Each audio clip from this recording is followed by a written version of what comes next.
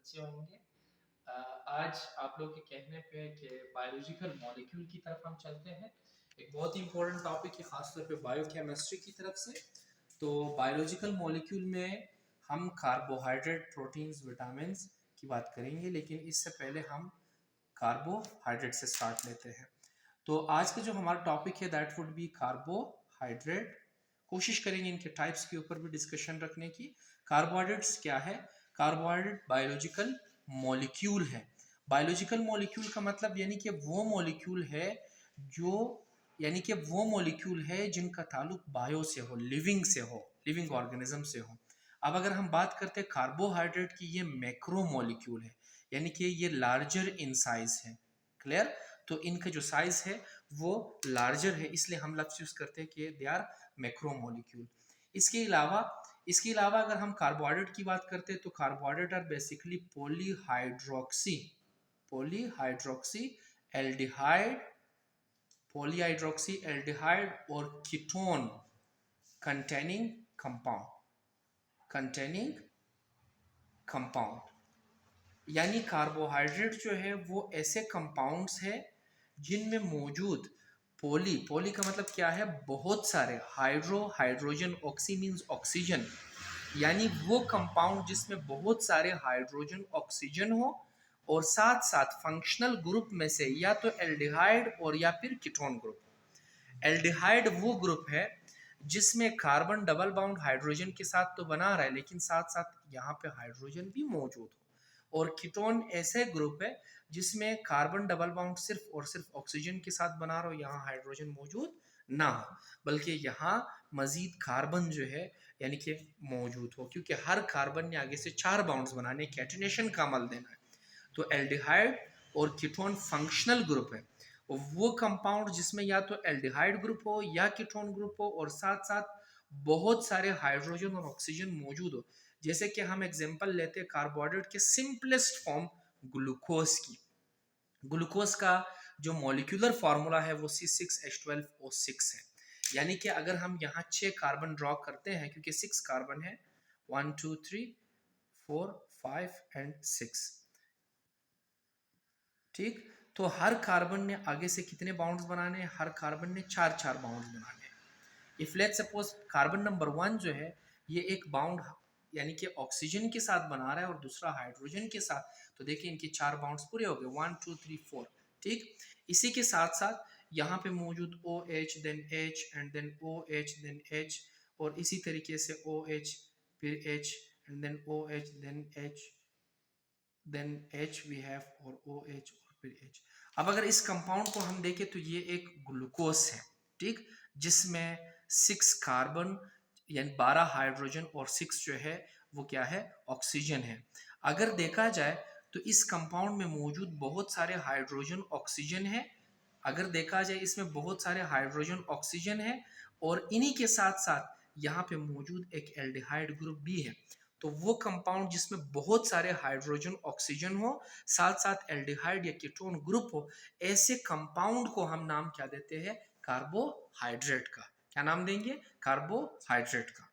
इसके अलावा अगर हम देखें तो जैसे कि हमने बात की कि कार्बोहाइड्रेट जो है वो एक यानी कि बायोलॉजिकल मॉलिक्यूल है, यानी कि लिविंग ऑर्गेनिज्म में पाया जाता है, ठीक। तो अगर हम इस कार्बोहाइड्रेट के सोर्सेज को देखें कि ये कार्बोहाइड्रेट हम कहाँ से हासिल कर सकते हैं, ये हम अपने डेली फूड से हासिल कर सकते हैं, यानी कि फ्रूट्स एंड वेजिटेबल से। फ्रूट्स और वेजिटेबल्स के अलावा यानी कि इनमें मौजूद जो सबसे मेन सोर्स है वो बेसिकली राइस है, पोटैटो है, मेन सोर्स ऑफ कार्बोहाइड्रेट, ठीक है। इसी के अलावा वीट है, गंदुम है। इसी के साथ साथ अगर हम देखें तो मेज, मकई है, ठीक। इसी के साथ साथ अगर देखिए तो यही कार्बोहाइड्रेट हमें तमाम फ्रूट्स के अंदर मिल सकता है, वेजिटेबल्स के अंदर मिल सकता है। तो these are the main sources of carbohydrate to take from your food. इसी के साथ साथ अगर हम देखें तो एनर्जी सोर्स क्या होगा, यानी कि एनर्जी क्या होगी? अगर हम 1 ग्राम कार्बोहाइड्रेट को लेंगे हमारे बॉडी में, या 1 ग्राम कार्बोहाइड्रेट अगर मेटाबोलाइज हो तो ये हमें 4 किलो कैलोरी एनर्जी देता है। लिहाजा इसलिए it is the main source of energy. हमारे बॉडी में ये एनर्जी का सबसे मेन सोर्स है, मेन सोर्स ऑफ एनर्जी।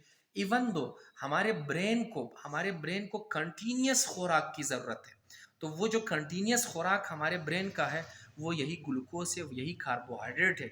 याद रखिए, हमारे बॉडी में मौजूद जितने भी सेल्स है, हर सेल्स में मौजूद यानी कि न्यूमेरस अमाउंट में माइटोकॉन्ड्रिया मौजूद है, और वही माइटोकॉन्ड्रिया जो शू लाइक या सिलेंडर लाइक है, वही बेसिकली इस ग्लूकोज को तोड़ते हैं, ग्लाइकोलाइसिस का प्रोसेस करते हैं, और इसी ग्लूकोज को तोड़ने के बाद हमारे बॉडी को एटीपी यानी कि एडेनोसिन ट्राइफॉस्फेट यानी एनर्जी प्रोवाइड करके देते हैं।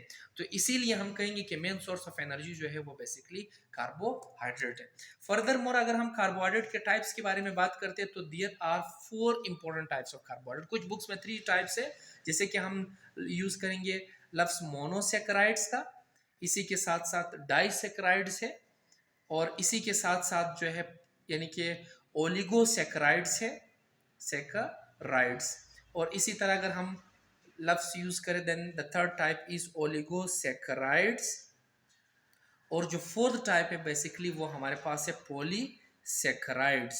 ठीक, तो अब अगर हम द फर्स्ट वन यानी कि जो हमारा मोनोसेक्राइड्स है, यहां से अगर हम स्टार्ट लें, so the first one is our monosaccharides. ठीक, मोनोसेक्राइड्स कौन से कार्बोहाइड्रेट होते हैं, लेट्स मूव टुवर्ड्स इट। यहाँ पे लफ्ज मोनो का मतलब है वन, और सेक्राइड्स का मतलब है शुगर यूनिट, यानी वो कार्बोहाइड्रेट जिसमें only only one sugar unit पाया जाए, जिसमें सिर्फ और सिर्फ एक शुगर यूनिट पाया जाए, ऐसे कार्बोहाइड्रेट को हम क्या कहेंगे, monosaccharides. These are the simplest form of carbohydrate. ये कार्बोहाइड्रेट की सबसे सिंपलेस्ट फॉर्म है, सादा फॉर्म है, ये मजीद सिंपल नहीं हो सकता। ठीक, और ये हमें कौन से फॉर्म में मिलता है, क्रिस्टल फॉर्म में, क्रिस्टलाइन फॉर्म में। जैसे कि आपके पास ग्लूकोज है, यानी कि ग्लूकोज की मिसाल अगर आप सिंपल शुगर लेते हो तो यही शुगर यूनिट बेसिकली आपका मोनोसेक्राइड है, यानी इसमें सिर्फ और सिर्फ वन शुगर यूनिट मौजूद है, और ये स्वीटेस्ट इन टेस्ट है। इसका जो जायका है जैसे शुगर का स्वीटेस्ट है, यानी कि इनका जायका जो है वो स्वीट है। ठीक है, और इसी के साथ साथ अगर देखें तो they are soluble in water, ये पानी के अंदर हल हो सकते हैं, they are soluble in water. इसके बाद अगर हम इनकी हाइड्रोलाइसिस करें so they can not be hydrolyse. ठीक है, इनको हम हाइड्रोलाइज नहीं कर सकते। हाइड्रो का मतलब है वाटर और लाइसिस का मतलब है ब्रेकडाउन, तो हम इसकी पानी के जरिए मजीद ब्रेकडाउन नहीं कर सकते, क्योंकि these are the simplest form, ये सबसे सादे फॉर्म है। सेकेंडली अगर हम बात करें तो दीज आर डाइसेक्राइड्स, जैसे कि हमने ऊपर बात की, सेक्राइड्स का मतलब है शुगर एंड डाई का मतलब है टू। ठीक है, डाई का मतलब है टू, यानी वो कार्बोहाइड्रेट जिसमें टू शुगर यूनिट्स हो, they contain two sugar units, इनमें मौजूद दो शुगर यूनिट्स जो है वो मौजूद होते हैं। ठीक, ये सिंपलेस्ट फॉर्म तो नहीं है, लेकिन ये भी सिंपल फॉर्म है, सादा जरूर है, सिंपल फॉर्म है, इतना कॉम्प्लेक्स नहीं है। क्यों, क्योंकि इसमें भी दो शुगर यूनिट्स जस्ट पाए जाते हैं। ठीक है, they are the simple form of carbohydrate. Third अगर हम बात करें so they are also sweet in taste, ये स्वीट है लेकिन स्वीटेस्ट हम लफ्ज यूज नहीं करेंगे। ये हमारे फ्रूट्स के अंदर, जैसे कि हम एग्जांपल इसका लेते हैं माल्टोज, तो माल्टोज बेसिकली दो ग्लूकोज से मिलकर बना है, यानी कि डाइसेक्राइड है। एक ग्लूकोज दूसरे ग्लूकोज के साथ जब मिलेंगे तो ग्लूकोज प्लस ग्लूकोज जो है माल्टोज बनाएंगे, और यही माल्टोज हमारे पास डाइसेक्राइड्स है, स्वीट इन टेस्ट है, जो कि फ्रूट्स के अंदर, फ्रूट्स की जो मिठास होती है वो बेसिकली इसी माल्टोज की वजह से होती है। अगर हम इसको तोड़ेंगे, ठीक है, तो हम इसको तोड़ सकते हैं। ठीक है, हम इसको तोड़ेंगे तो they can be hydrolysed, they can be hydrolysed. और अगर हम इनकी हाइड्रोलाइसिस करें तो on hydrolysis they can give, ये हमें दे सकते हैं, they can give two sugar units, ये दो शुगर यूनिट से मिलकर बना है। अगर हम इसको तोड़ेंगे, जैसे कि मैंने मिसाल ली माल्टोस की, तो अगर हम माल्टोस को तोड़ेंगे तो हम माल्टोस हमें कितने शुगर यूनिट्स देंगे, माल्टोस हमें दो शुगर यूनिट्स देंगे, क्योंकि माल्टोस बना ही दो शुगर यूनिट से है। अगर हम इसे तोड़ेंगे तो ये हमें ग्लूकोज प्लस ग्लूकोज यानी दो शुगर यूनिट्स हमें दे सकते हैं। इसी के साथ साथ अगर हम थर्ड की तरफ चले जाए so that is basically the oligosaccharides. कुछ बुक्स में ये ओलिगो डिस्कस नहीं किया जाता, लेकिन ओलिगोसेक्राइड्स, सेक्राइड्स का यहाँ पे दोबारा मतलब है शुगर, और ओलिगो का मतलब है 3 to 9, यानी वो कार्बोहाइड्रेट जिसमें शुगर की क्वालिटी जो है, यानी कि शुगर के जो यूनिट्स है, they contain 3 to 9 sugar unit, contain 3 to 9 sugar units, इसमें 3 से 9 शुगर यूनिट्स मौजूद है। ठीक, ये बेसिकली इनका कोई जायका यानी कोई खास जायका नहीं होता, ठीक है, टेस्ट नहीं होता, so they are considered to be tasteless. और ये भी हमेशा हमें किस फॉर्म में मिलते हैं, क्रिस्टलाइन फॉर्म में मिलता है, ठीक है। और इसकी एग्जांपल अगर हम बात करें, so example is the dextrin. अगर हम पॉलीसेक्राइड्स को तोड़ेंगे तो हमें डेक्स्ट्रिन मिलेगा, और यही डेक्स्ट्रिन बेसिकली किसका एग्जांपल है, यानी कि यही डेक्स्ट्रिन बेसिकली ओलिगोसेक्राइड्स के एग्जांपल है। ठीक, अगर हम इनको पानी में डालेंगे so they are insoluble in water, ये पानी में हल नहीं हो सकता, इनसोलेबल इन वाटर। और साथ साथ अगर देखा जाए दे कैन बी हाइड्रोलाइज्ड, इसकी हाइड्रोलाइसिस हो सकती है। और अगर हम इनकी हाइड्रोलाइसिस करेंगे तो ये हमें 3 to 9 शुगर यूनिट्स दे सकते हैं। Hydrolysis they can give us 3 to 9 sugar units. और लास्ट हमारे पास है polysaccharide, the fourth category, that is polysaccharides. Polysaccharides जो है वो बेसिकली पॉली का मतलब है मोर देन कितने, मोर देन 10, वो कार्बोहाइड्रेट जिसमें 10 से ज्यादा सेक्राइड्स हो, सेक्राइड्स का मतलब शुगर यूनिट्स, इसे हम पॉलीसेक्राइड्स कहेंगे। ठीक है, ये भी इनसोलेबल है इन वाटर, और ये भी टेस्टलेस है, इनका कोई खास जायका नहीं होता, और इनसोलेबल है, पानी के अंदर ये हल नहीं होते क्योंकि ये लार्जर यूनिट्स है। ठीक, और साथ साथ अगर देखें तो they are always form in a crystalline form, ये हमें क्रिस्टलाइन फॉर्म में मिलते हैं।